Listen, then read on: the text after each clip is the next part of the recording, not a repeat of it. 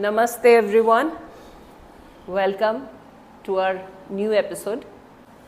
वैसे तो मेरे ज़्यादातर episodes as you all know education career से रिलेटेड होते हैं, पर लाइफ में बहुत बार आप ऐसे लोगों से मिलते हैं जिन्हें देख के आपका मन श्रद्धा से भर जाता है और आप ये चाहते हैं कि इन लोगों को और भी लोग जाने और ये जाने कि जीवन बहुत खूबसूरत है। और जैसे हम लोग कहते हैं कि आजकल लोग बहुत ख़राब हैं, चारों तरफ का माहौल बहुत ख़राब है, ये वो लोग हैं जिनसे मिलके आपको अच्छाई में फिर से आपका विश्वास पैदा होता है और आपको ये लगता है कि दुनिया बहुत खूबसूरत है जब तक ऐसे अच्छे प्योर और सज्जन लोग इस दुनिया में हैं। तो ऐसे ही एक गेस्ट को आपसे मिलाना चाहती हूँ मैं आज हमारे साथ हैं श्री महावीर बसोया जी। नमस्ते sir, welcome to the studio. Mahavir ji से चर्चा करेंगे और आई एम वेरी श्योर कि जब आप इनकी कहानी और जो इनका काम है उसके बारे में जानेंगे तो आप लोगों का मन भी श्रद्धा से भर जाएगा मेरी तरह। महावीर जी, आपका बहुत बहुत स्वागत है हमारे स्टूडियो में। Thank you. जैसे बेसिकली आपके बारे में जितना अभी तक मैंने जाना है या जिन लोगों से मैंने सुना है, आप एक समाज सेवक हैं। तो मैं सबसे पहले तो आपसे ये पूछना चाहती हूँ कि समाज सेवा को आप किस रूप में देखते हैं और क्या चीज़ थी जिसने आपको इंस्पायर किया कि आप समाज के किसी काम आए? सेवा का कोई रूप नहीं है, हमें सेवा किसी भी रूप में मिल सकती है। कोई स्कूल में गरीब बच्चों की मदद कर रहा है, कोई भूखों को खाना खिला रहा है, किसी भी रूप में सेवा कर रहे हैं सब। तो मेरे को सेवा जो सबसे पहले मिली वो बेजुबान जानवरों की मिली।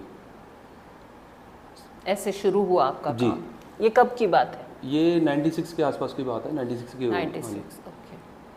तो सड़कों पे बेजुबान जानवर जिन्हें हम सांड कहते हैं, सांड गाय वगैरह जख्मी हालत में सड़कों पे घूमते रहते थे। जी जी। अब मेरे सामने जो सबसे पहला हादसा मैंने देखा कि एक नंदी बाबा जब सड़कों पे घूम रहे हैं, उनके पैर में जख्म हो रखे हैं, वो जहाँ जहाँ पैर रख रहे हैं वहाँ पे खून ही खून बह रहा था। तो जब हमने देखा उनको तो बड़ा दुख भी हुआ देख के। तो फिर उनकी सेवा कर, जब उनके कि जख्म कैसे साफ़ करें, कैसे ठीक करें, तो इसके लिए हमें कोई नॉलेज नहीं, कुछ नहीं, पता नहीं कैसे करें। अब सांड तो भारी भरकम होता है, मार भी सकता है, खतरनाक भी होता है, डर भी लगा। जी जी। फिर हमने अपने परिवार में बड़ों से सलाह करी कि कैसे करें। वो आए, उन्होंने सांड को खुद पकड़ा, पहले पकड़ के जख्म वख्म साफ करे, फिर हमें बता दिया कि ऐसे ही ये करना है तुम, और एक पट्टी में जख्म ठीक नहीं होगा तो इसकी कई पट्टियाँ करनी पड़ेंगी तुम्हें। फिर उसके अगले दिन से फिर हमने खुद ही उनको पकड़ते थे, पकड़ने में टाइम लग जाता था, मारते भी थे। तो उसमें जख्मी हम भी हुए हैं काफ़ी बार। तो उसमें मैं अकेला नहीं रहता था, उसमें मेरे गढ़ी के, हमारे गांव के काफ़ी बच्चे मेरे साथ रहते थे। फिर हम उनकी जख्म वगैरह साफ़ करते थे, उनके कीड़े तक पड़ जाते थे पैर में। तो कई ऐसे जानवर हमें मिलते थे। फिर पहले एक से शुरुआत करी, फिर करते करते करते इतना हो गया कि फिर लोगों के फ़ोन भी आने लगे बाद में, जब उन लोगों को पता कि कोई ऐसे जख्मी जानवरों की सेवा कर रहा है, पहचान हो गई। हाँ, तो फिर हमने बहुत लोगों के संपर्क से जब पता जाते थे तो मेरे पास गाड़ी में मैंने रस्से जो सांड को पकड़ने के लिए काम आते, दवाई वगैरह सारी वो रखी। तो फिर उनको जख्म वगैरह सारे साफ़ करते थे, जख्म ठीक हो गए हमारे उससे। तो बस ऊपर वाले का शुक्र है कि वैसे मैंने डॉक्टरी तो करी नहीं, लेकिन ये है कि अच्छे मन से अच्छे उससे सेवा कर रहा था तो जी। वो हुए हैं ठीक।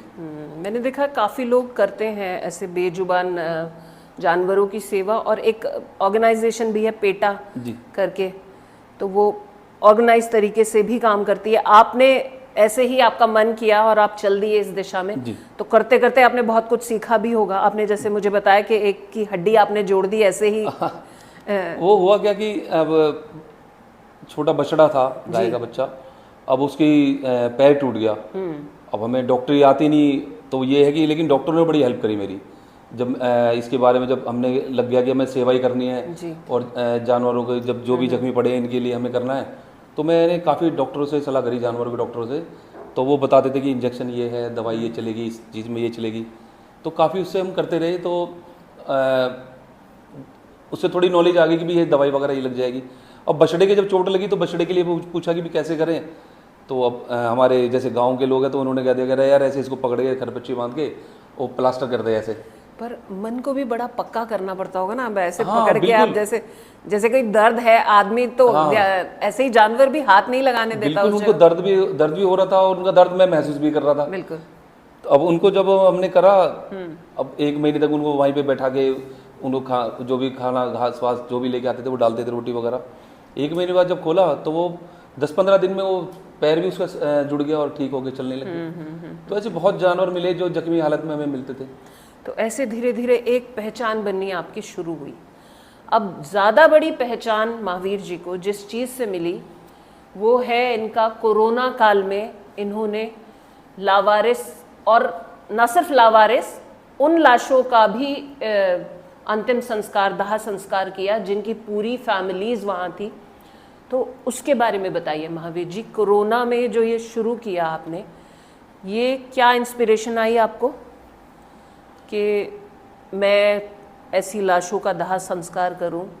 और पहली बात तो कोरोना जिस समय चल रहा था, एक इतना डर था लोगों के मन में, खुद की जान बचाने के लाले पड़े हुए थे। तो ऐसे टाइम में आपने इतना साहस कैसे दिखाया? ये 2021 की बात है जब कोरोना की दूसरी लहर आई थी जी। तो उस टाइम 20 अप्रैल को, मेरे को डेट आज तक भी याद है, वो कभी नहीं भूल सकता।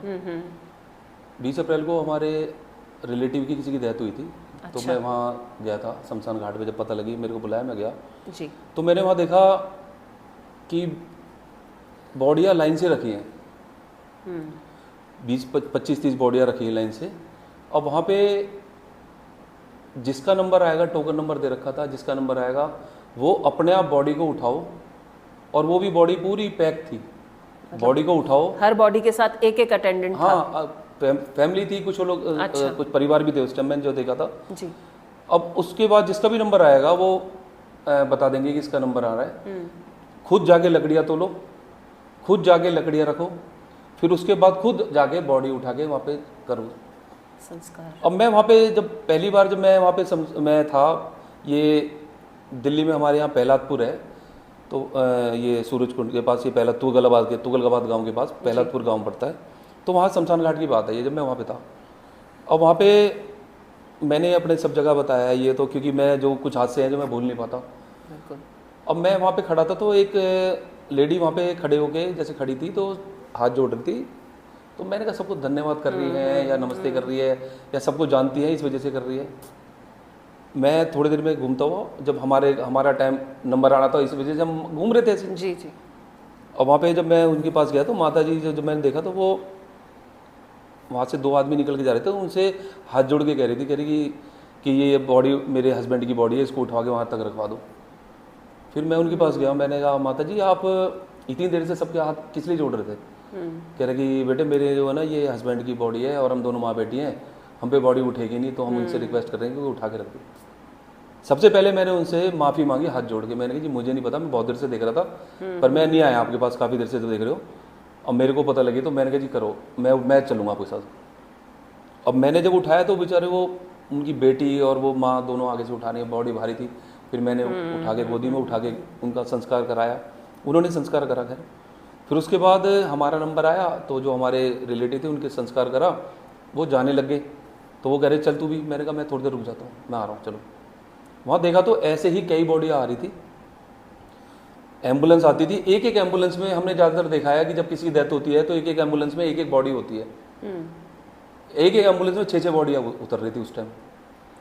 और बॉडी जब उतर रही थी हर बॉडी के साथ कोई ना कोई अटेंडेंट था, 1 या 2 परिवार के लोग थे। बॉडी को उठाने के लिए 4 आदमी चाहिए कम से कम, भारी होती है। अब वो कहीं ना कहीं वो परिवार वाले भी पीछे हट रहे थे बॉडी उठाने के लिए। फिर मैंने कहा जी मैं आपकी मदद करूंगा। फिर वो कह रहे जी बॉडी उठवानी है। मैंने कहा जी मैं उठा देता हूँ। मैं उठा के रखने लग गया। ऐसे पहला दिन है, जो पहला हादसा है जो मेरे साथ, 20 बॉडियाँ पहले दिन उठाई थी, मेरे को आज तक याद है। 20 बॉडियाँ मैंने उठा के रखी। मैं घर आया, घर आके मतलब एक के बाद एक, जब किसी ने देखा कि आप करा रहे हैं, हाँ, तो मैं वो करता रहा। घर रात को आया, रात को पूरी रात नींद नहीं आई कि अच्छा तो आप घर आ गए? जी मैं घर आ गया था। कोरोना से जब इतना हल्ला मचा हुआ था कि अलग रहिए ये सही है, तो फिर घर में नहीं बताया आपने? नहीं, उस टाइम जो है घर वालों को यही पता था कि मैं रिलेटिव के उसमें गया हूं। रिलेटिव के फ्यूनरल में गया। उनको ये नहीं बताया कि मैंने इतनी बॉडियाँ उठाई। ओके।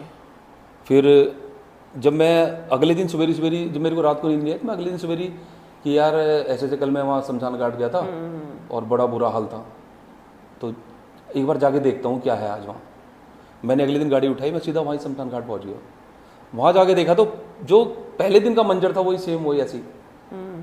मैंने अपनी गाड़ी वहीं पे खड़ी करी, फिर मैंने बॉडियाँ उठानी शुरू करी लोगों की। वहाँ पे सुबह 11 बजे से लेके शाम को 5-6 बजे तक मैं वहीं पे रहा, बॉडियाँ उठाता रहा लोगों की उसमें जिस पे उठाई जा रही थी उठा रहा था, मैं उनके साथ लग रहा था।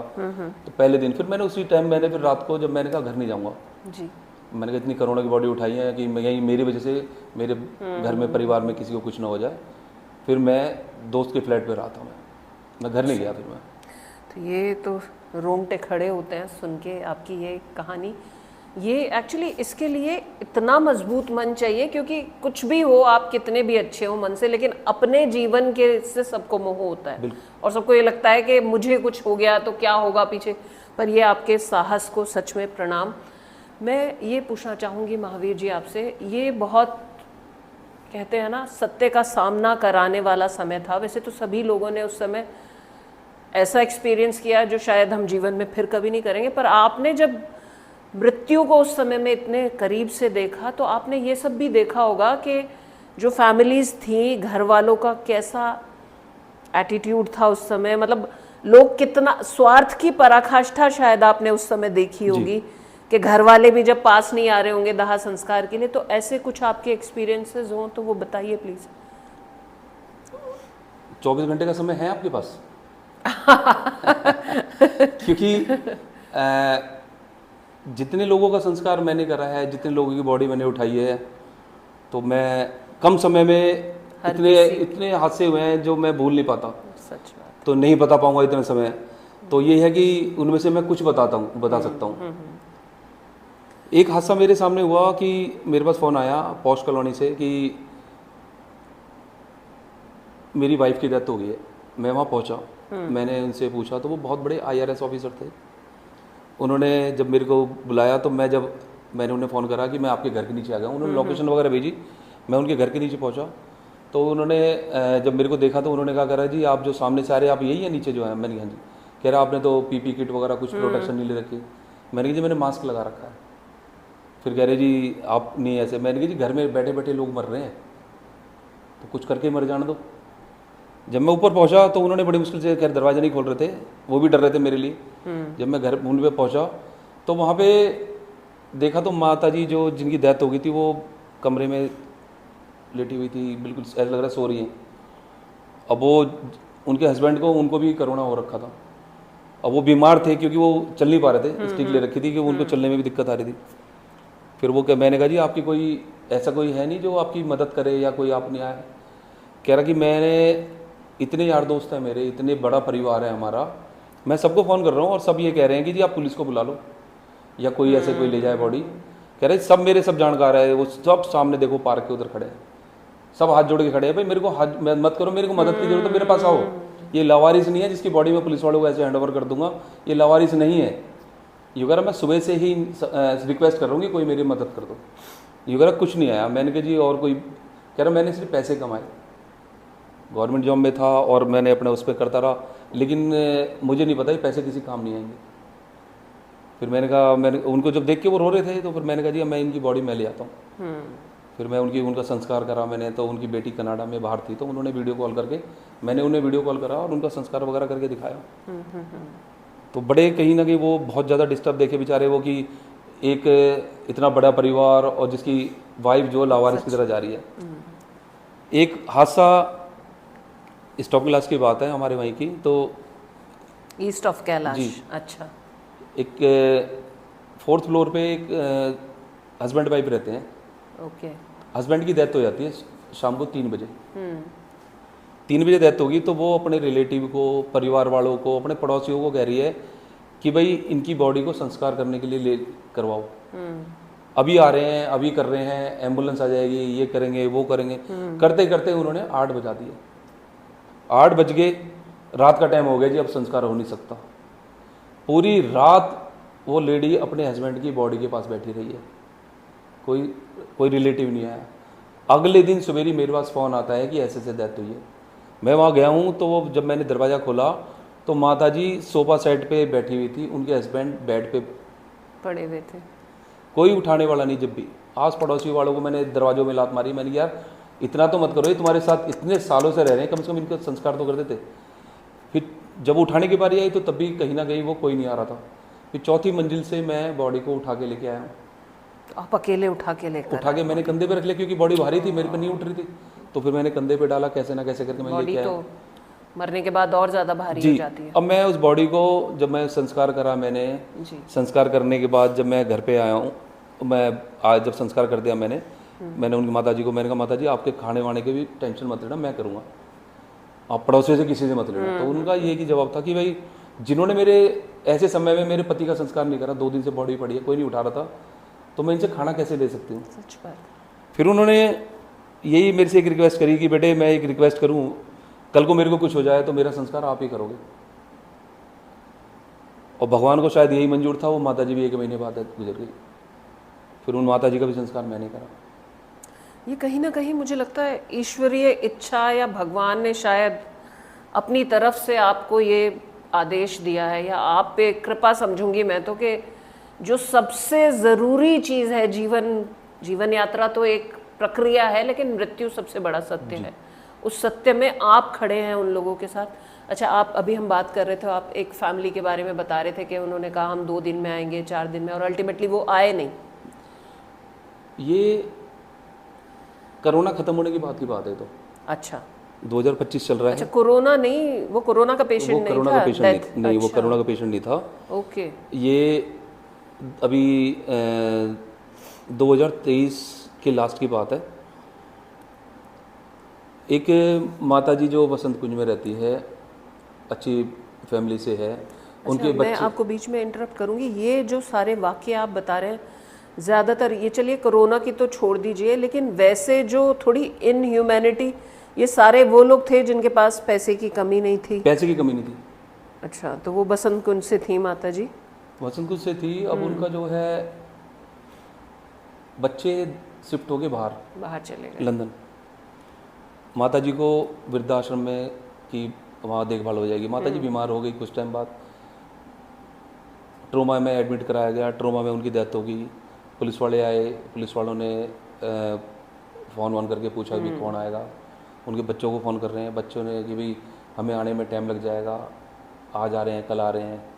मैंने उनसे बात करी तो 1 बार बात कर रहा हूँ, 2 बार बात कर रहा हूँ, तो कहीं ना कहीं वो मेरे से दुखी हो गए, चिढ़ के मारे मेरे से कह रहे यार तू बार फ़ोन कर रहा है, अपना अकाउंट नंबर बता, पैसे भेज रहे हैं, और इन माता जी को तू कर ले जब तेरे को ज़्यादा दिक्कत आ रही तो। अच्छा। फिर मैंने कहा भाई ठीक है, अपने पैसे अपने पास रखो, तुम्हारे पास बहुत पैसे हैं, तुम्हारे काम आएंगे, रख लो, जैसा तुम कर रहे हो तुम्हारे बच्चे भी तुम्हारे साथ ऐसे ही करेंगे, याद रखना। फिर उन माता जी का संस्कार मैंने करा अपने हाथ से। तो ये पैसे वाले थे कहीं ना कहीं। एक ऐसे ही एक पैसे वाली फैमिली की मैं बता रहा हूँ। मेरे पास एक माता जी का फ़ोन आता है, कोविड के टाइम की बात है। कोविड अपना कोरोना पूरा अपने प्रकोप में था, पूरा चरम पे था। मेरे को एक फ़ोन आता है एक माता जी का कि ऐसे से आप महावीर जी बोल रहे हैं? मैंने कहा जी। कह रहे हमारे ड्राइवर ने आपका नंबर दिया है और मेरे हस्बैंड की डेथ हो गई है। मैंने कहा जी आप अपना एड्रेस और लोकेशन भेजो, मैं आ रहा हूँ। उन्होंने अपनी लोकेशन वगैरह भेजी, एड्रेस भेजा, मैं पहुँचा। तो माता जी ने जब मैंने देखा तो मैंने कहा माता जी आपके कोई है नहीं? उन्होंने कहा मेरे 2 बेटे हैं, एक दोनों के दोनों ऑफिसर हैं, और एक नोएडा रहता है और एक द्वारका रहता है, और मेरी बेटी ये थोड़ी हैंडीकैप है। और ये माता जी कहाँ रहती थी? ये माता जी पंचशील इनक्लेव, मतलब दिल्ली की ही बात है ये? अच्छा। माता जी को जो मैंने कहा माता जी आप अपने बेटे को फ़ोन करो। कह रही मैं कल से फ़ोन कर रही हूँ। मैंने कहा आप मेरे अब करो। उन्होंने माता जी ने फ़ोन करा कि जो नोएडा, कहीं मुझे एड्रेस नहीं पता कहाँ का है।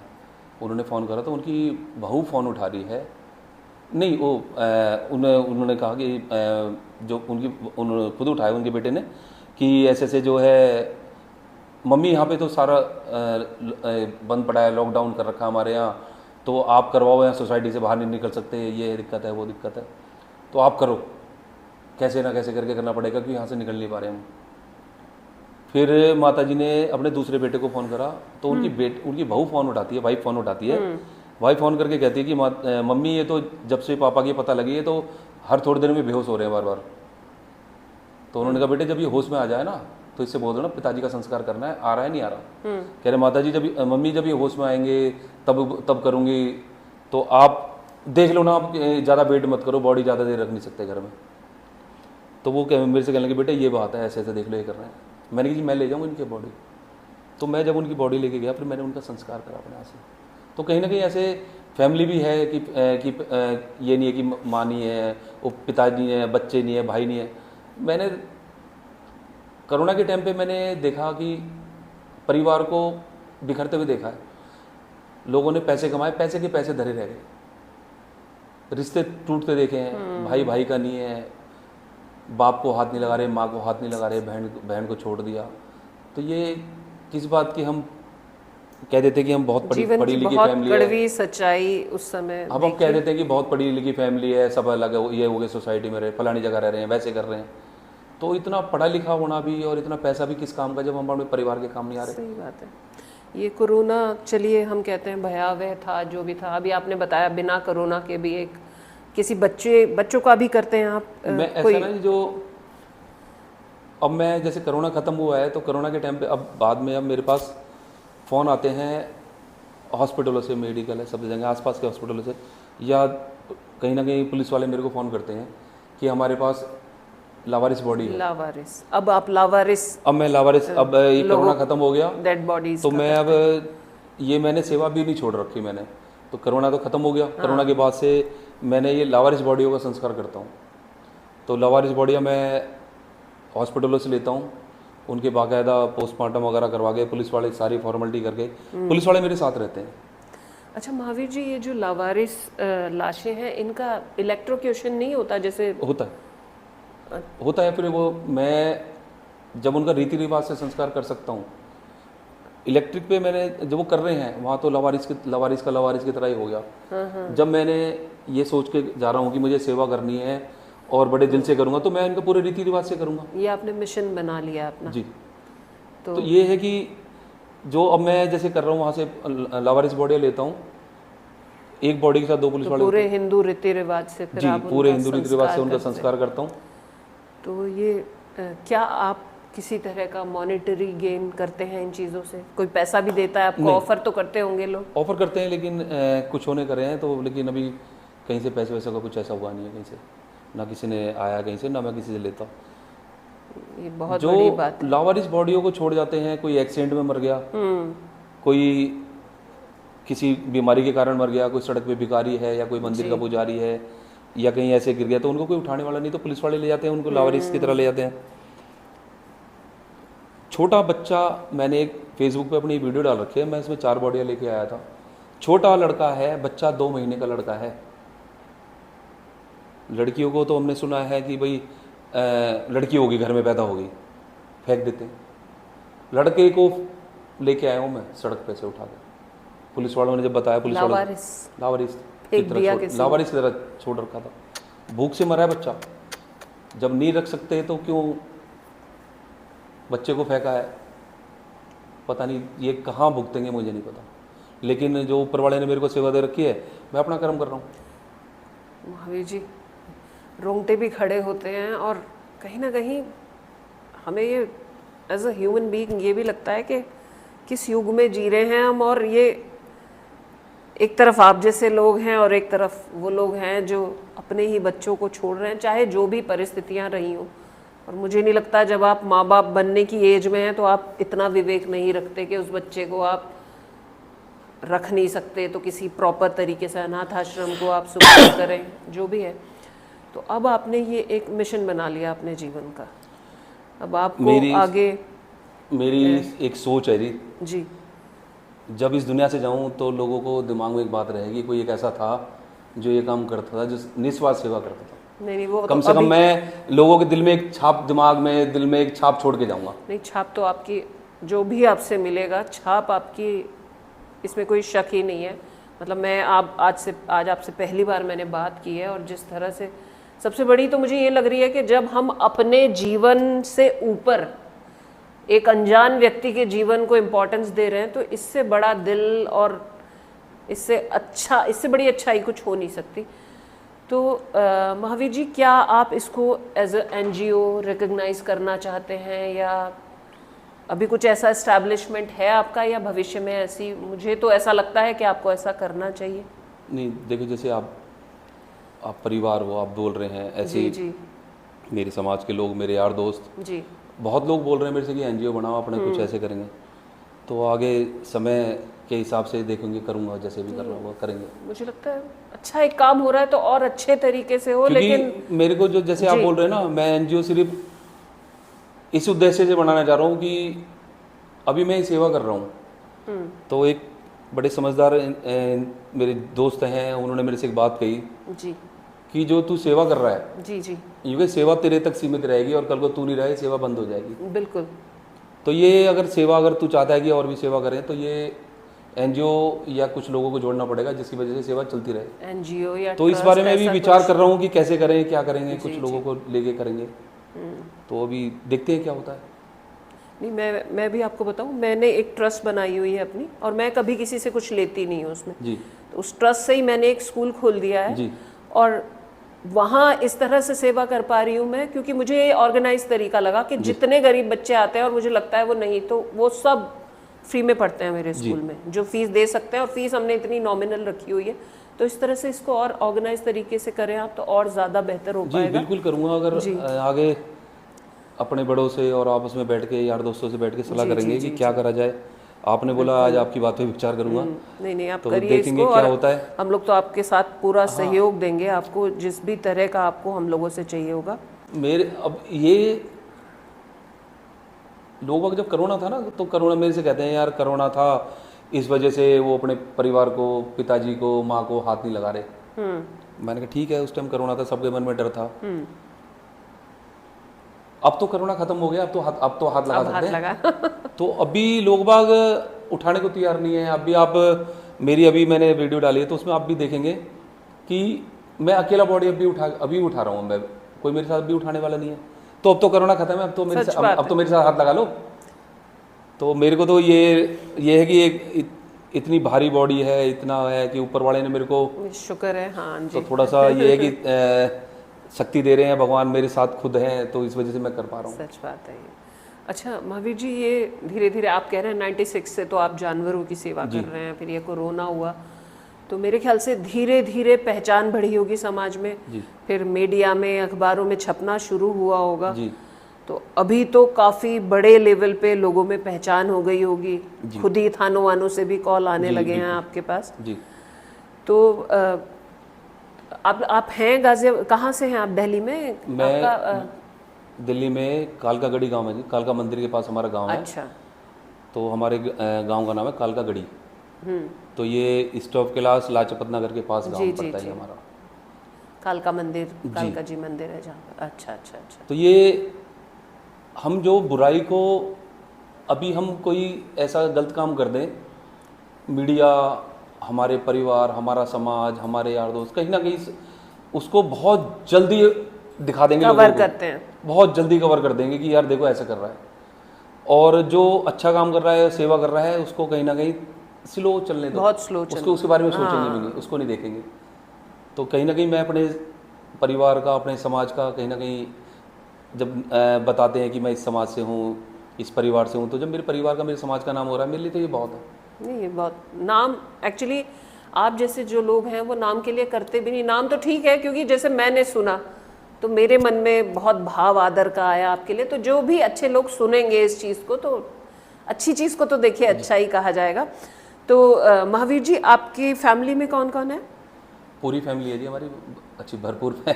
बहुत बड़ा परिवार है। अच्छा। मम्मी है, भाई हैं, बहन है, वाइफ है, दो बेटे हैं। बच्चे कितने बड़े हैं आपके?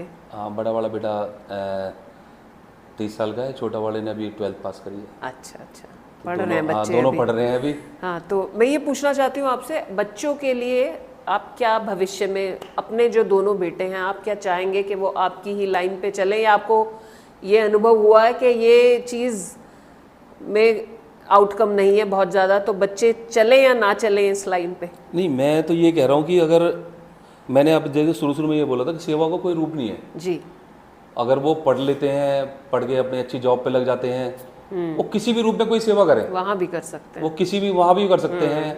अगर उनको लग रहा है कि मैं ऐसे ये मदद कर सकता हूँ, लावारिसों की मदद कर सकता हूँ, जरूरतमंदों की मदद कर सकता हूँ, तो वो करें।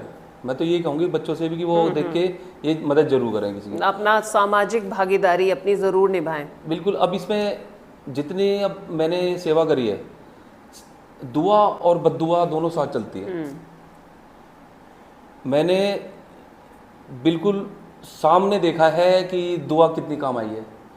बीच में एक हादसा हुआ था मेरे साथ, हमारे जानकार हैं, परिवार ही है मेरा, तो मैं उनकी कहीं बॉडी, जब उनकी डेथ हुई माता जी की, तो हमारी माता जी हैं वो भी, मैं उनकी जब बॉडी उतार रहा था तो मेरे को करंट लग गया था। जब करंट लगा तो करंट इतना ज़बरदस्त था कि मैं किस तरह से संभाल पाया, बहुत मेरी चीख भी निकली।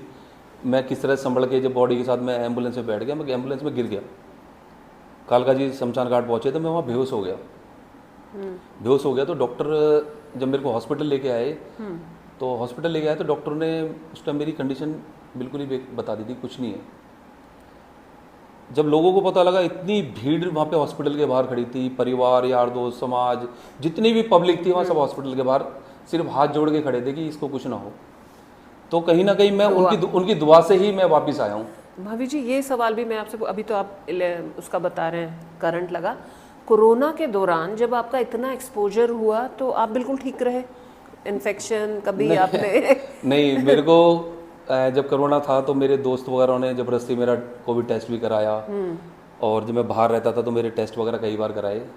बल्कि जिस दिन मैं घर पे आया हूँ तो उस दिन भी मैंने अपना टेस्ट कराया था एक दिन पहले, तो मेरे को कुछ नहीं हुआ एक बार भी, कोई इन्फेक्शन नहीं था, कोई कोविड नहीं था, कुछ नहीं था। बहुत ही बढ़िया। लोगों के तो घर में बैठे बैठे मर रहे हैं, बैठे बैठे एक्चुअली बहुत लोग तो पैनिक से भी मरे हैं, मुझे ऐसा लगता है। और मेरे ख्याल से आप शरीर से ठीक हैं, तो ये भी एक उदाहरण है महावीर जी कि अगर आप अच्छा, आप वेजिटेरियन है, नॉन वेजिटेरियन? Pure vegetarian. और आप लीकर वगैरह कुछ ड्रिंक करते हैं? नहीं। ड्रिंक जब मैं जिन जानवरों की सेवा कर रहा हूँ तो उनको मैं कैसे खा सकता हूँ? सिगरेट भी नहीं पीते, ड्रिंक भी नहीं करते। तो युवाओं को ये भी सीखने की जरूरत है कि बिल्कुल, मैं तो युवाओं से सबसे यही बोलता हूँ कि अच्छा स्वास्थ्य रखो, एक्सरसाइज, कोई भी स्पोर्ट्स ज्वाइन करो। आप एक्सरसाइज करते हैं प्रॉपर? चलिए, तभी इसीलिए ना तो सच में ये बहुत बड़ा उदाहरण है कि आप अच्छा खाइए, व्यसनों से दूर रहिए, एक्सरसाइज करिए, तो आपकी बॉडी बहुत स्ट्रांग रहेगी। और ऐसी स्थिति में, कोरोना जैसी स्थिति में, जिस इंसान का इतना ज़्यादा एक्सपोजर रहा, उसे एक बार भी इन्फेक्शन नहीं हुआ, ये भगवान की कृपा भी है और उनकी खुद की मजबूत शारीरिक संरचना भी है जिसने योगदान दिया। चलिए महावीर जी, आपका बहुत बहुत धन्यवाद। बहुत इंस्पायर्ड हुए हम आपसे आज, बहुत अच्छा लगा आपसे मिलके। और मैं तो यही चाहूँगी कि आप इसको और ऑर्गेनाइज तरीके से करें, और हर 6 महीने या साल में आप एक प्रॉपर अपनी इवेंट या कुछ ऐसा भी कुछ रखें जिसमें कुछ लोग आके इन चीज़ों पे भी चर्चा कर सकें। बहुत अच्छा लगा आपसे मिलके। मैं एक छोटा सा सोच रहा हूँ कि जितने लोगों का मैंने संस्कार करा है जी, कि इनका सबका एक बहुत बहुत बड़ा मैं आहुति यज्ञ कराऊं। बहुत अच्छा। तो उसमें जितने भी लोग का मैंने संस्कार करा है जी, तो सब जितने भी सबको मैं बोलूँगा कि जब अभी मैंने कोई डेट फिक्स नहीं करी है तो उसमें सब आए हैं, उसमें आहुति डालें उन लोगों के नाम जो हमारे बीच में नहीं रहे हैं। ये बहुत अच्छा विचार है, उनकी भी आत्मा को शांति मिलेगी। और मुझे लगता है घर वाले जो नोइंगली अननोइंगली अपना ड्यूटी नहीं पूरे कर पाए, उनके भी थोड़े पाप कम होंगे। चलिए, धन्यवाद महावीर जी, बहुत बहुत थैंक यू सो मच। और बहुत ही अच्छा लगा आपसे मिलके, और मुझे आशा है कि इतनी अच्छी और सेल्फलेस पर्सनालिटी से मिलके आप लोगों को भी बहुत अच्छा लगा होगा। Thank you so much. मिलते हैं नेक्स्ट एपिसोड में।